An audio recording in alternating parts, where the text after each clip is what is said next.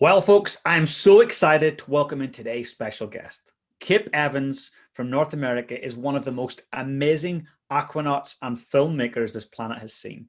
He recently put out an amazing documentary on Netflix. If you haven't seen it, you got to check it out. It's called Mission Blue. And he has worked alongside Dr. Sylvia Earle and National Geographic for so many years. This is one incredible person who's going to help us understand the importance of looking after our planet. A massive welcome. It's so great to connect with you. Thank you so much. I'm so pleased to be here and to share this time with you. Oh, thank you. Well, you have just captured some of the most incredible footage on the planet. You know, working with National Geographic, Mission Blue, Dr. Sylvia Earle, your career is incredible. So I'd love to know, where did this all start? Like, where did this passion for photography, the world, and wildlife, where did it all start? Yeah, that's always a question that I get when I do public speaking, and I think like a lot of people, it was kind of an organic beginning. I went to college and I kind of discovered my passion for marine biology in my second year, and I did kind of the traditional educational route of learning as much as I could about the ocean, and graduated from college with a degree that really prepared me to be successful in the ocean. But there's not a lot of jobs as marine biologists, as you probably know. And growing up as a teenager, I had a father that loved to dive, and we spent some summer vacations diving in places like the Caribbean or the Galapagos. And he would often bring a camera on these trips and take pictures. And later in my teen years, I was starting to get bored underwater. I'd spent, a couple hundred hours underwater just looking at stuff, and he started loaning me his camera, and I started taking pictures, and I realized that it completely changed my perception of what it was like to be underwater, because suddenly I had a purpose, to capture and share what it looks like down there with people who don't dive. And I realized that there was great value in that. And while I didn't realize it at the time, I continued, taking photographs through college, and, going to my tide pools and volunteering with, the park service, and, doing things where I could be helpful. But I always brought a camera with me to kind of document my experiences. And about 5 or 6 years out of college, I had the opportunity to go and work for a marine sanctuary program in Monterey Bay, California, that allowed me to kind of explore, kind of my artistic curiosity, if you will, more. And, I spent all my weekends out shooting in the water and diving. And in 1997, I had an opportunity to go and work for National Geographic. And I won't get into the nitty gritty of how that happened, but I just happened to have the right skills at the right time. So I spent 5 years diving submersibles and traveling around the world. And that was kind of the beginning of my career as a full-time, videographer and underwater photographer. And so, I mean, pretty much for the last 30 years, that's what I've been doing. I've been diving in different places in the world, documenting what I'm seeing, sharing it with the world, trying to educate the people, that care about the ocean, about how things are changing, why it's important to pay attention to these changes, and how we can help. That's amazing. What's so beautiful about that is that you spoke of your dad introducing you in a really natural way to the ocean and to diving. You were doing something with your dad, you were being present with your dad, and he was too. But all of a sudden, that led to a passion, which then connected with a purpose by the sounds of it. Yeah, absolutely. And my dad was a busy doctor, and so I didn't get to see him much during the week. But when we went and did trips as a family during the summer, that was a big deal. And I got certified, God, when I was 15, 16 years old. And I mean, it really did open a whole different world for me. And I have him to thank for that. I mean, he really lit the fuse that ignited my career. And anyway, here we are, 35 years later, and I'm, doing something that I started off doing when I was a teenager. Beautiful. It's so beautiful. And I've done quite a lot over the last year or so, done a lot of research around what's happening in our oceans. And To be honest, I've been oblivious for so many years. I look at the ocean and I think, wow, it's so pristine, it's so beautiful, but I don't realize that some of the destruction that the humanity is doing to the ocean. So, in your experience, what is happening and what has been changing over your lifetime? Yeah, it's a complicated question because there's varying degrees of impact depending on where you are. So you might go to places in the Caribbean where you don't see coral reefs like you used to 25 years ago. I mean, they're gone. They're gone and they're bleached, they're dead. You might have to go 100 miles offshore to find some semblance of a reef that's still existing. There's other areas that have been protected where countries took steps 25 years ago to protect their coastal waters. And those areas, by and large, do pretty well. I think of areas like Cocos Island, and that's off the coast of Costa Rica, or Cabo Pomo, which is in the Gulf of California in Mexico, areas off the coast of Honduras. But there's other areas that have changed dramatically, and I'm sure you've heard about the Great Barrier Reef and how much that's changed. There's areas like the Arctic and the Antarctic that are melting and changing rapidly, and there's a lot to be concerned with. And I've seen a lot of these changes during my life. I've personally witnessed these changes underwater, and it's heartbreaking. I can remember diving as a teenager off the coast of the United States, a state, Florida. I'm sure you're well aware of it. And I remember huge strands of coral and big schools of fish, and it's not like that anymore. It's dramatically changed. And so it's it's a combination of so many things. It's overfishing, it's pollution from shore, it's the way that we've treated the ocean, it's climate change, and unfortunately those effects have dramatically altered a lot of areas in the ocean, and there's only a handful of areas that are still beautiful and pristine, but most of them have changed. And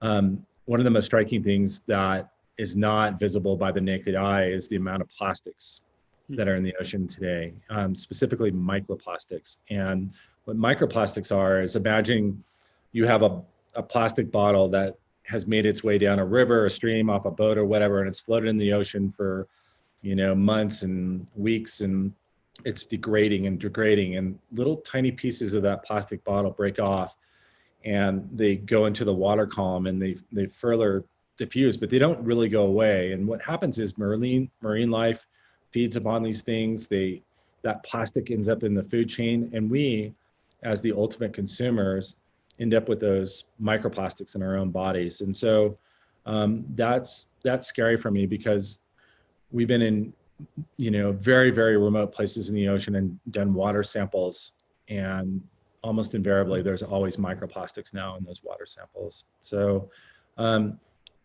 my hat goes off to the countries that have created marine protected areas. Those make a huge difference for not only the species that live there, but for those cities and communities that depend on tourism. And for those communities, in countries that haven't done anything yet, they need to do that before it's too late. Wow, it's something that the microplastics is not something that many of us think about, and it's not until we come across like a great documentary on Netflix is where I initially connected with some of your great work, that we become aware of some of our human behaviors and how they're impacting the world at large. And I'll have these conversations with people around, hey, well, look, if each of us don't use plastic bottles or plastic bags, and we get food that's not wrapped in plastic, we can make a difference. But now and then, more often than not, people will say, actually, you know what? It doesn't matter what we're doing. We cannot make a difference one person at a time. But what's your thoughts on that? Can we make a difference, and can we turn the tide, so to speak? I think it's hard for the general consumer to have the impact that we'd all like to see. I mean, you can definitely make individual concessions to make a difference. And if we all did that universally, it would make a huge difference. But the problem is that everyone has different ideas of how they like things packaged, or how easy it is to carry groceries in a plastic bag versus a paper bag. And I think the important thing is to educate everyone about those options and let people make those choices. Where I'd love to see more pressure put is on the industrial level. And the companies that are creating these products that are causing these problems could make those changes and make a huge impact for the ocean. And if those companies could make those changes and find alternative, materials, then we could curb this issue a lot quicker than asking individuals to make those changes. Because, the reality is, with all the billions of people on this planet and, all these different cultures and everything that's going on, and everyone's in a different state of understanding what the issues are. I mean, it's just like, it's almost impossible, right, to curb it and control it. But if the people who are actually manufacturing those bottles could change the way they produce those materials that eventually find their way in the ocean, I think we'd have a lot more success. That's amazing. So get to the root of the problem, change the product, because we're going to still need to consume and do things, but change the Yeah, actual nature of the product. exactly. That's Exactly. amazing. I love that. And when you Yeah. think about your work, you've been in this career for a long time. And we're in a day and age now where a lot of people will change career every 5 to 7 years. You've been doing this passionately for a long time. What's your why? What's the purpose behind what keeps you driving and doing it?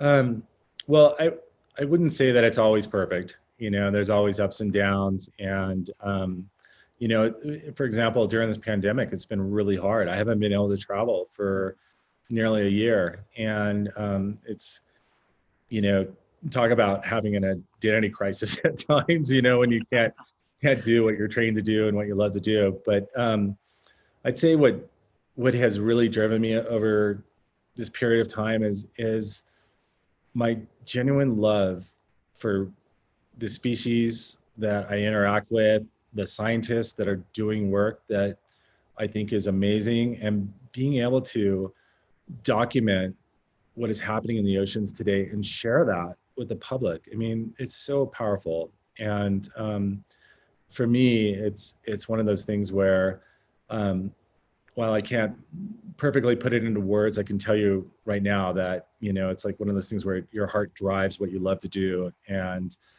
you just know it, and I know when I'm in the water and I'm swimming past, animals that are unique or dangerous or whatever you want to, whatever you want to say. It's something that most people don't experience. And I feel like I'm so lucky, to be able to call that part of my career. Incredible. And if you think through your career, is there one moment that you would say was one of your most emotional moments? Maybe an interaction with an animal or something you witnessed and you were like, wow, that a lot of emotion was evoked. Yeah, when you've worked as long as I have in the ocean, you have a lot of those moments. Not always. There's many trips where nothing out of the ordinary happens. It's funny. I get the question, "What is your most dangerous thing that's ever happened?" And I've never had any life-threatening experiences. I've had little close calls, but in terms of things that have really impacted me, a couple things in the last couple of years. I was up in the Arctic, and as you know, climate change is greatly affecting the Arctic. A lot of areas are melting rapidly, and I think seeing areas that were historically covered in ice that are now exposed rock made me realize, when I looked at photos or I've seen those areas before, how much they have changed. But during a trip a couple of years ago, I witnessed a mother polar bear and her cub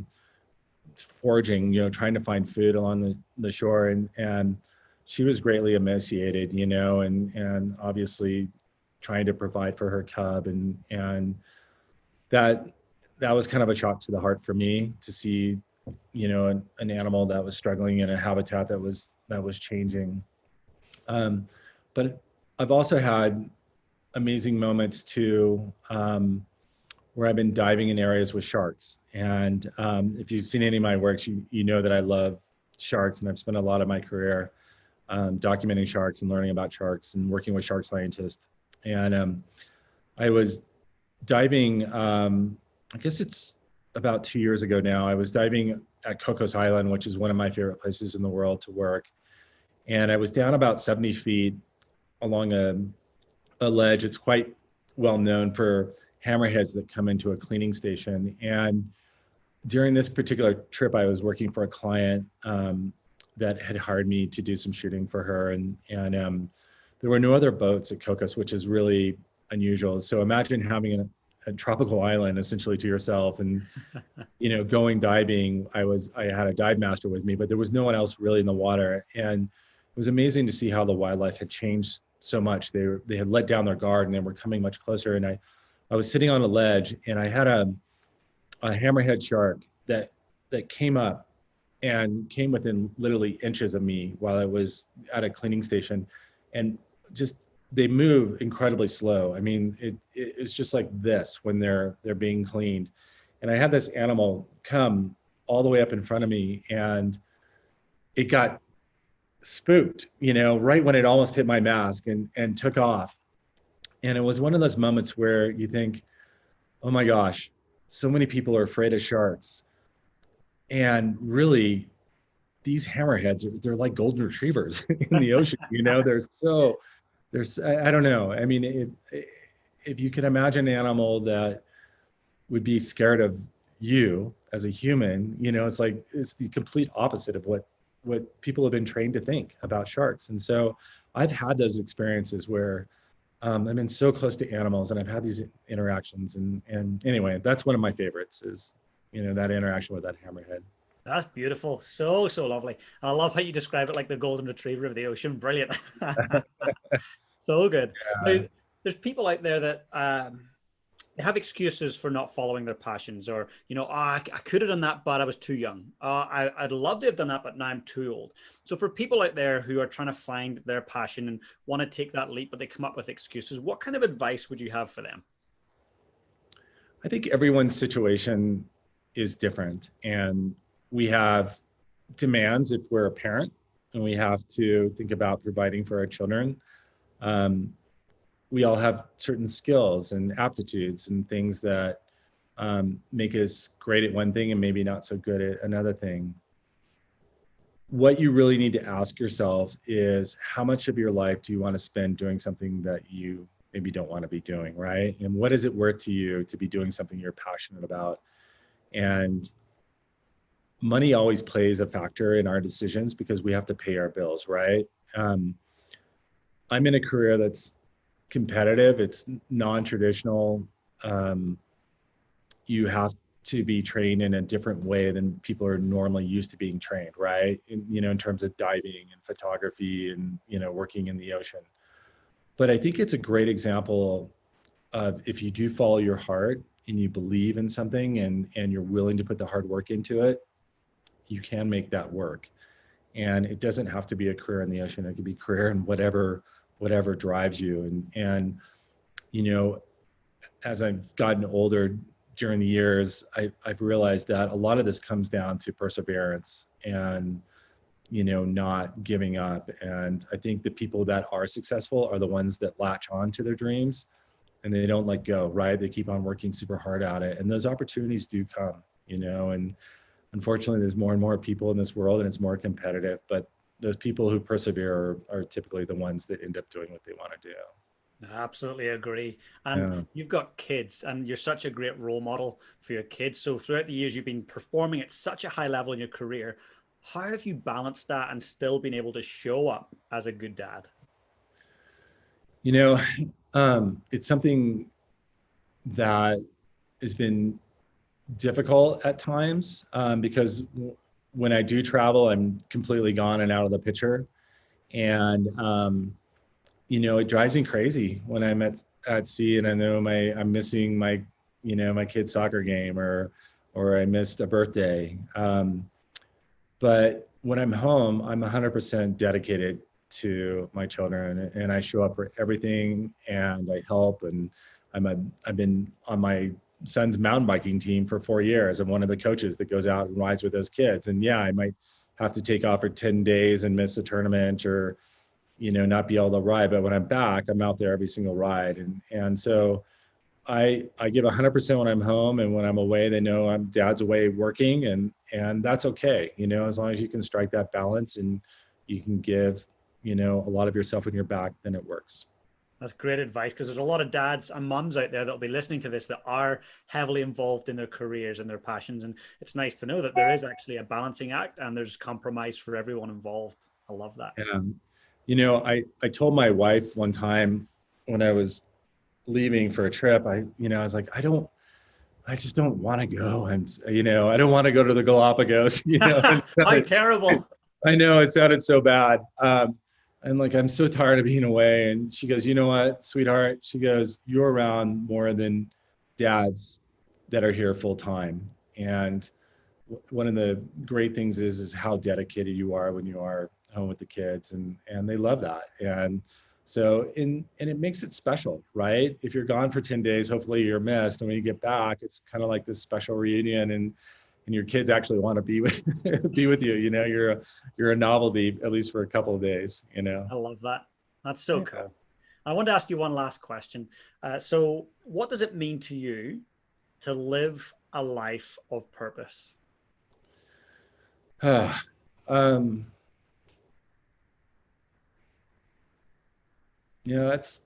no one's ever asked me that question before. I think I'm a lot like everyone else out there that's,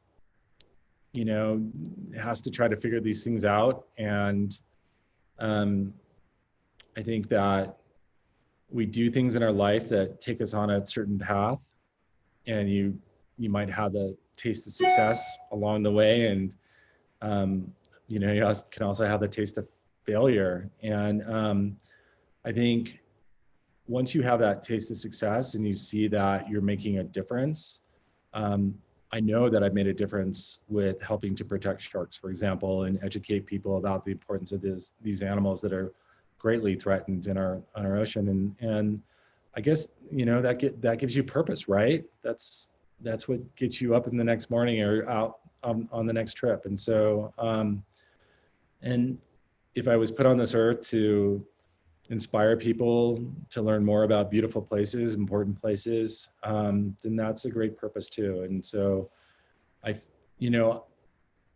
while I would love to be different things and for different people and do different things in my life, I'd love to fly an F-18, for example, and be a fighter pilot. I also realized that, my skills took me down this road, and this seems to be my purpose in life, is to document the oceans and teach people about the importance of one of the most important areas on our planet, the most important.